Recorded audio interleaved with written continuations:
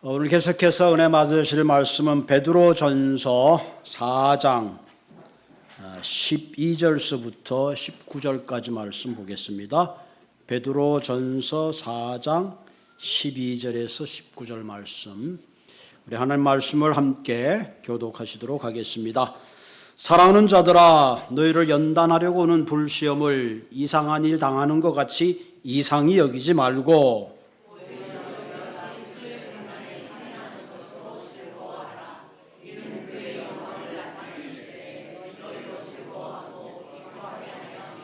너희가 그리스도의 이름으로 치욕을 당하면 복이 있는 자로다. 영광의 영 곧 하나님의 영이 너희 위에 계심이라.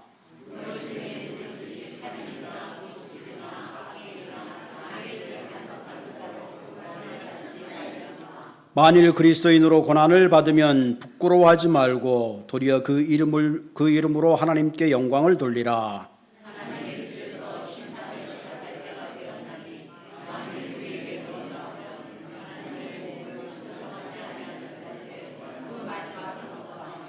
또 의인이 겨우 구원을 받으면 경건하지 아니한 자와 죄인은 어디에 서리요? 그러므로 하나님의 뜻대로 고난을 받은 자들은 또한 선을 행하는 가운데 그 영혼을 미쁘신 창조주께 의탁할지니라. 아멘. 오늘 본문의 내용은 사랑하는 자들아, 참 그 마음이 따뜻해지는 것 같아요. 사랑하는 자들아, 사랑하는 성도님들, 너희가 시험을 받거든 이상하게 여기지 말라. 오히려 그 시험을 기쁘게 받아라. 그리스도 이름 때문에 비판을 받는다면 하나님이 오히려 그것이 복되고 하나님이 너희와 함께 계신다. 그런데 살인이나 악행이나 도둑질에서 고난을 받는다면 그것은 부끄러운 일이다. 그러나 내가 복음과 선교를 위해서 그리스도의 부끄러움을 받는다는 것 절대 부끄러운 일이 아니다. 오히려 하나님께 영광이 된다. 그러므로 고난이 있을지라도 선을 행함으로 미쁘신 하나님께 모든 것을 의지하고 맡겨라. 지금 그렇게 베드로는 권면하고 있습니다. 우리가 인생을 살다 보면 고난이 없는 인생은 없어요. 그렇다고 하나님 내게 고난을 주십시오 하고 고난을 원하는 사람도 없어요. 이왕이면 고난을 피해서 살아가기를 원합니다. 그런데 우리에게 찾아오는 이 시련과 고난들이 다 나쁜 것만 있느냐? 꼭 그런 건 아니에요. 어떤 고난과 시련들은 나를 더욱 성숙시키기도 하고 때로는 이해의 폭을 넓히기도 합니다. 특별히 그리스도인들에게 찾아오는 고난은 때로는 그 고난들을 통해서 머리로 알던 하나님을 가슴으로 알게 하는 그런 영적 성숙을 가지고 오는 기회가 되기도 합니다. 하나님의 도성이라는 책을 쓴 성 어거스틴은 고난에 대해서 이렇게 말했습니다. 우리에게 찾아오는 고통은 동일하나 고통을 당하는 사람들은 동일하지 않다. 어떤 사람은 고통을 당하면서 하나님을 원망하는 사람도 있지만 어떤 사람들은 그 고통 속에서 오히려 하나님을 찾으며 하나님을 찬양한다. 그렇죠? 여러분 가만히 생각해 보면 내게 찾아오는 고난에 대해서 내가 어떻게 반응하는가, 그것이 대단히 중요하죠. 같은 고난을 당해서 그 고난 때문에 성숙하는 사람이 있는가 하면 어떤 사람은 그 고난 때문에 자신이 가지고 있는 믿음이 파산하는 그런 경우도 많이 있습니다. 그래서 우리 인생에 찾아오는 고난을 내가 어떻게 리스폰스 하는가 하는 건 대단히 중요합니다. 오래전에 나온 영화입니다만 PT 109라는 영화가 있어요. 그건 옛날에 존 F 케네디가 루테넌으로 있을 때에 일본과의 전쟁에서 제 2차 대전에서 제페니스 그 디스트로이라 그러죠. 그래서 그 리더로 있던 그 배가 침몰하게 됐습니다.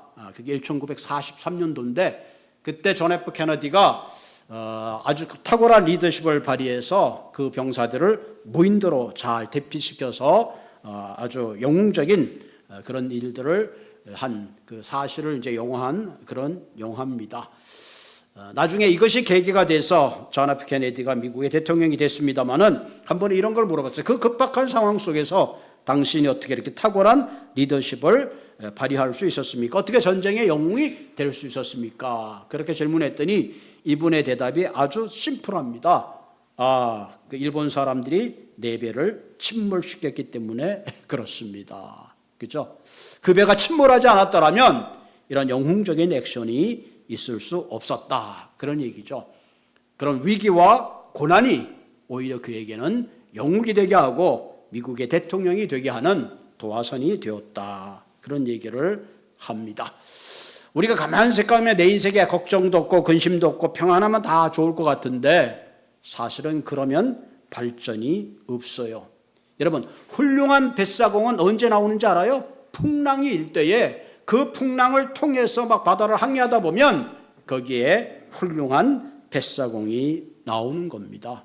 그런 의미에서 우리의 삶 속에 찾아오는 고난과 시험이 반드시 나쁜 것이 아니라 그것이 우리를 성장시키고 오히려 전진하게 하고, 특별히 그리스도인들은 그런 고난을 통해서 하나님을 깊게 만나게 되는 줄로 믿습니다.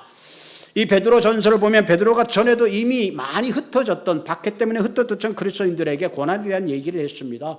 이번에 다시 고난에 대한 얘기를 하는 것은 이 고난을 만날 때 예수 믿는 우리들은 어떤 태도로 그 고난을 극복해야 되는가 하는 것에 대한 말씀을 다시 한번 하고 있습니다. 그 얘기는 뭐예요? 그 시대에 그만큼 그리스도를 믿고 믿음 가운데 산다는 것이 얼마나 힘들고 어려웠는가 하는 것을 반증하고 있습니다. 본문 12절을 다시 보면, 우리 12절 볼까요? 자, 12절 보면 사랑하는 자들아 너희를 연단하려고 오는 불시험, 연단이니까 테스트입니다. 테스트. 연단하려고 오는 불시험을 이상한 일 당하는 것 같이 놀라지 말라. 당연히 신앙생활하고 사회생활하고 살다 보면 연단의 시험이 온다. 누구에게도 온다. 그 시험이 올 때 놀라지 말라. 여기는 볼 때 그 시험인 단순한 시험이 아니라 오늘 보니까 불시험이라 그러죠. 불시험. 여러분, 불시험은 굉장히 큰 고난을 의미하는 거예요. 여러분이 갖고 있는 뭐 금반지나 그런 거 보면 그냥 금반지가 되는 게 아니라 그 원석을 불로 잘 녹여가지고 그 안에 99%의 순도의 금이 생기기까지는 엄청난 열을 견뎌야 되는 거죠. 마찬가지로 너희들이 찾아온 그 불시험, 그것을 잘 견뎌라, 그런 얘기를 하고 있습니다. 어쩌면 이 베드로 전서를 쓸 그 당시에 아마 베드로가 이 불시험이라는 단어를 아마 이런 맥락에서 사용했는지도 모르죠. 그 당시 우리가 잘 아는 대로 64년 7월 18일 로마에 큰 대화재가 일어났어요. 평소에 네로, 그러면 우리가 역사적으로 굉장히 기독교를 박해했던 그런 엠퍼러로 기억을 하고 있는데, 이분이 이런 생각을, 자기 로마를 한번 신도시를 만들기 위해서 아마 그런 얘기를 했던 것 같아요. 조금 좀 크레이지한 그런 부분도 있잖아요. 그래서 한번 이 도시를 새로 건설하기 위해서 낡은 거 싹 태워버리고 새로 건설했으면 좋겠다. 뭐 그 속으로 그런 생각이 없지 않아 있었는지도 모르죠. 그러나 역사적으로 보면 실제로 로마의 대화재는 기름 창고에 불이 나가지고 그것이 번져서 로마 시내를 다 태워버린 그런 사건입니다. 그때 로마 황제는 그 휴가를 갔다가 그 소식을 듣고 돌아왔는데, 그래서 이재민들에게 식량을 나눠주고 참사를 수습하려고 했는데 민심은 동요됐고 심지어는 이 황제가 도시에 불을 질렀다. 평소에 맨날 그런 얘기를 하더니 지금 정신이 나갔다. 그래서 그 모든 원성이 황제에게로 돌아왔습니다.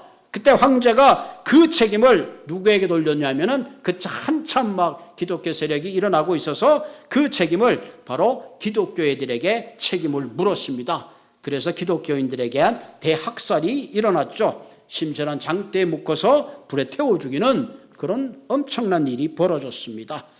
그리고 그때 당시 얼마나 많은 억울한 크리스천이 죽었는지 몰라요. 어쩌면 베드로는 그 환경을 목격하면서 생각하면서 너에게 찾아오는 이와 같은 불시험이 있다 할지라도 그 시험을 잘 견디고 이겨라, 아마 이런 맥락에서 쓰지 않았나 그런 생각을 하게 됩니다. 작은 고난이든 큰 고난이든 우리에게 찾아오는 것은 다 고통스럽습니다. 그런데 오늘 베드로는 그 고통스럽지만 그 고통만 바라보지 말고 그 영광, 그 고통 뒤에 찾아오는 하나님의 위로와 영광을 바라봐라. 그렇게 이야기를 하고 있습니다.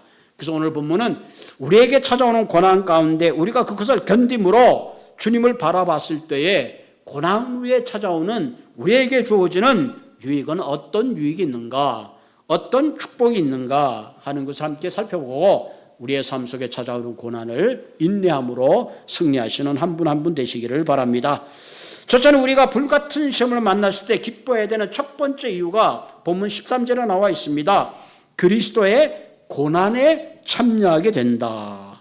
고난에 참여하게 된다 하는 거죠. 그래서 더욱 즐거워하고 기뻐하라. 여러분, 고난이라는 건요, 당해보지 않으면 고난을 사실 잘 이해할 수 없어요. 오늘 본문에 말하는 그리스도의 고난이라는 건요, 우리가 그리스도 십자가에 돌아가셨다, 사랑 얘기하고 있지만 그 십자가의 고난이 어떤 고난인가 우리가 진짜 느끼고 경험하고 깨닫는 게 참 어렵습니다. 사실은 그 십자가의 고난을 깊게 깨달아야지만이 부활의 영광이 얼마나 굉장한가 하는 것을 우리가 직접 느낄 수가 있습니다.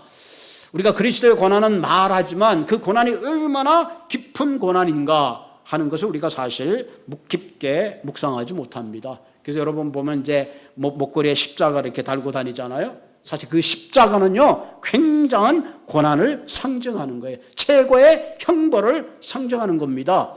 아마 예수님께서 나를 위해서 그 형벌을 상징했다는 우리 예수님의 그 사랑의 의미로 십자가를 목에 걸고 있지만은 원래는 이 십자가는 중동에 있는 그 페르시아 바벨론 지역에서 시작된 겁니다. 한마디로 사람을 죽이는 가장 극악한 방법입니다.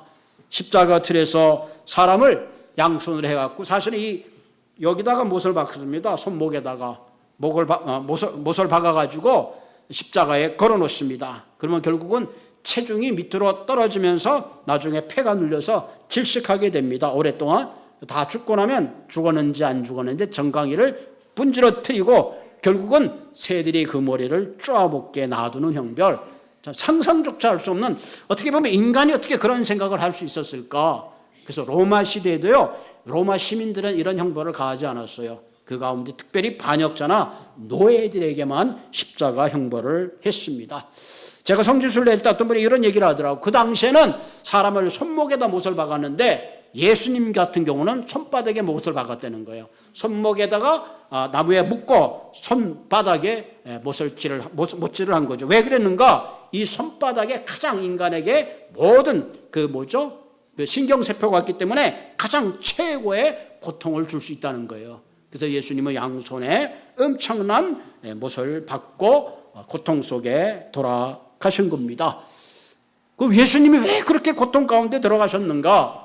그것은 아무 죄도 없는 그분이, 그것은 바로 나 같은 죄인을 위해서 십자가에 그렇게 돌아가신 겁니다. 얼마나 고통스러웠는지 예수님은 맨 마지막에 목마르다, 심지어는 아버지 왜 나를 버리셨습니까? 마지막에는 그 고통 가운데 텔레테스타이, 다 이루었다. 그리고 돌아가신 것이 바로 십자가의 고난입니다. 그런 의미에서 우리가 십자가의 고난, 십자가의 사랑을 생각할 때 그 사랑은 결코 거저 얻어지는 것이 아닙니다. 그 사랑 때문에 우리는 하나님 앞에 예배갈 수 있고, 그 사랑 때문에 그분이 우리의 죄를 다 가지고 가셨기 때문에 우리가 의인으로서 오늘도 주님 앞에 예배할 수 있는 큰 은혜를 얻게 되는 겁니다. 그래서 우리가 십자가의 고난을 생각하고 그 고난을 얘기하지만 사실은 우리는 그 십자가의 고난에 한 자락이라도 붙들려고 그러는 것이 아니라 피해가려고 하는 것이 오늘 우리들의 마음이죠. 그래서 우리는 조금만 불평해도 원망하고 또 하나님 앞에 불평합니다. 마치 이스라엘 백성들이 출애굽, 애굽에 종살이했던 그들을 모세를 통해서 하나님께서 구원해 주셨는데 물이 없다고 하나님을 원망했던 것 같이 오늘 우리 시대를 살아가는 우리도 비슷한 삶의 모습을 하고 있지 않나, 그런 생각을 합니다. 오늘 주님께서 고난을 당할 때, 베드로가 고난을 당할 때 주님과 함께 십자가의 고난을 당하는, 그 십자가의 고난을 묵상하면서 너희들이 당하는 모든 고난을 이겨내라, 그렇게 말하고 있는 겁니다. 우리가 십자가의 고난에 동참한다는 것은 결국 우리가 복음을 위해서, 선교를 위해서 하나님 앞에 함께 동참하는 하는 거죠. 어떤 교회에서 선교대회가 열렸는데 그 선교사님들이 많이 와가지고 이제 여러 가지 선교들의 보고를 하고 얘기를 하는 가운데 한 선교사님이 일어나서 이런 얘기를 했습니다. 선교사 여러분, 우리가 선교지에 정말로 말할 수 힘들고 어려웠습니다. 그렇다고 이 자리에 와서 여러분들이 우리가 너무 힘들고 어렵다는 소리 하지 마십시다. 우리가 아무리 선교지에서 힘들고 어려웠지만 예수님이 당한 십자가의 고난에 비교할 수 있겠습니까? 그렇게 이야기를 했다고 합니다. 그러므로 우리가 불같은 시험을 당할지라도 내 삶에 고난이 찾아올지라도 주님이 당하신 그 고난을 생각하면 우리가 어떤 고난이라도 이길 수 있다. 그런 얘기입니다. 다시 말하면 우리가 당하는 고난을 생각할 때 그 고난은 십자가의 고난을 당하는 그 고난만큼 생각할 때에 우리가 고난을 이길 수 있다. 그런 얘기를 하고 있습니다. 그러므로 우리가 고난을 당할 때에 오늘 본문에 분명히 말하고 있습니다. 그 고난 가운데 십자가의 고난을 생각할 때에 우리는 그 모든 고난도 이길 수 있고 그 고난 가운데 주님이 우리와 함께 계시는 것을 믿으시기를 바랍니다. 두 번째, 우리가 고난을 당할 때에 얻는 유익은 내가 고난을 당하는 그 순간에 하나님이 함께 계신다는 거예요. 본문 14절에 보면 14절에 너희가 그리스도의 이름으로 치욕을 당하면 복이 있는 자로다. 영광의 영 곧 하나님의 영이 너희 위에 계신다. 이 말은 뭐예요? 우리가 그리스도 이름 때문에 욕을 먹고 모욕을 받고 고난을 당하면 그것이 복이 있다는 거예요. 왜 그러느냐? 그 자리에, 내가 고난당하는 그 자리에, 그 현장에 하나님의 영이 함께 계신다. 이 하나님의 영이란 말은 히브리 말로 쉐키나라는 뜻인데 이 말은 거주한다, 함께한다, 그런 뜻입니다. 모세가 시내단에 가서 율법을 받을 때 하나님의 영광이 온 산을 덮었던 것처럼 하나님의 임재가 그 가운데 함께한다. 이스라엘 백성들의 언약궤에 하나님의 영광이 함께했고 솔로몬이 성전을 지을 때 하나님의 영광이 그 초소에 머물렀던 것처럼 우리가 그리스도의 이름 때문에 하나님의 고난 가운데 고난 당할 때에 하나님의 임재가 함께한다 하는 겁니다. 여러분, 사도행전에 보면 스데반이 그리스도의 복음 때문에 선교하다가 돌에 맞습니다. 돌에 맞아 죽으면서 스데반이 하늘을 쳐다봤더니 그 하늘 우편에, 하나님의 영광의 우편에 그리스도께서 세시는 그런 모습을 보게 되죠. 왜 주님께서 그 안에 서 계셨을까? 스데반이 돌 맞아 먹는 모습을 차마 앉아서 볼 수 없었기 때문에 그렇습니다. 그래서 우리가 고난당할 때 반드시 깨달아야 되는 것은 그 고난의 현장에, 내 치욕의 현장에 하나님의 임재가 나와 함께하는 것을 여러분 꼭 기억하시기를 바랍니다. 내가 당하는 고난 힘들고 아프지만 그때 하나님이 나와 가장 가까이 오셔서 나를 싸매시고 위로해 주시고 함께해 주신다는 사실입니다. 여러분, 자녀가 막 감기가 걸려서 열이 나고 막 아픈데 부모가 쿨쿨 자는 부모가 어디 있어요? 밤새도록 수건에 물을 묻혀가 열을 내리고 온몸을 닦아주고 그 열의 자리에, 그 아픔 자리에 함께 했듯이 주님께서 우리의 고난 가운데 반드시 함께 하신다는 사실입니다. 여러분, 요나가 하나님의 명령을 불순종해서 물고기 뱃속에 캄캄한 곳에 들어갔습니다. 그때 요나가 할 수 있는 것은 하나님께 회개하고 기도하는 것뿐이에요. 여러분, 인생에 우리가 살 때 마치 요나처럼 어둡고 캄캄한 골짜기에 떨어졌다 할지라도 그 고통의 순간에 하나님께서 여러분과 함께 계시는 것을 기억하시기를 바랍니다. 바울은 로마서 5장 3절 4절에 이렇게 말해서 우리가 환난 중에 즐거워하나니 이는 환난은 인내를, 인내는 연단을, 연단은 소망을 이루는 줄 아리라. 아멘. 환난으로 끝나는 게 아니에요. 그 환난 중에 우리로 하여금 연단케 하시고 그 연단을 통해서 하나님이 나와 함께 그 고통의 현장에 있다는 것을 알게 한다 하는 겁니다. 이것이 하나님이 우리에게 주시는 큰 놀라운 계획입니다. 그러므로 우리도 예수님도 고난을 당하지 않았어. 그렇기 때문에 우리도 예수님이 당한 고난을 생각할 뿐만 아니라 내 그 고난의 현장에 나와 함께 계시는 그것을 생각할 때에 우리는 어떤 고난 가운데 있을지라도 소망을 붙잡게 되는 줄로 믿습니다. 세 번째, 우리가 고난당할 때 기뻐해야 되는 이유는 그 고난을 통해서 최상의 열매를 맺게 된다. 이 고난에도 레벨이 있습니다. 레벨. 오늘 15절에 보니까 너희 중에 누구든지 살인이나 도둑질이나 악행이나 남의 일을 간섭하는 자로 고난을 받지 말지니라. 이거 당연한 고난이잖아요. 자기가 나쁜 짓 해놓고 도둑질 해놓고 감옥 가면서 하나님 왜 내게 이런 고난을 줍니까? 이거 말이 안 돼요. 당연히 받아야 되는 그런 고난이죠. 오늘 나중에 보면 남의 일을 간섭하는 자로 고난받지, 남의 일을 간섭하는 자로. 제가 이 말을 이렇게 묵상하면서 그런 생각이, 어떨 때 우리가 쓸데없이 남의 일을 간섭한다는 거 뭐냐? 다른 사람을 비판하는 거예요. 다른 사람이 잘못된 걸 자꾸 집어내는 거죠.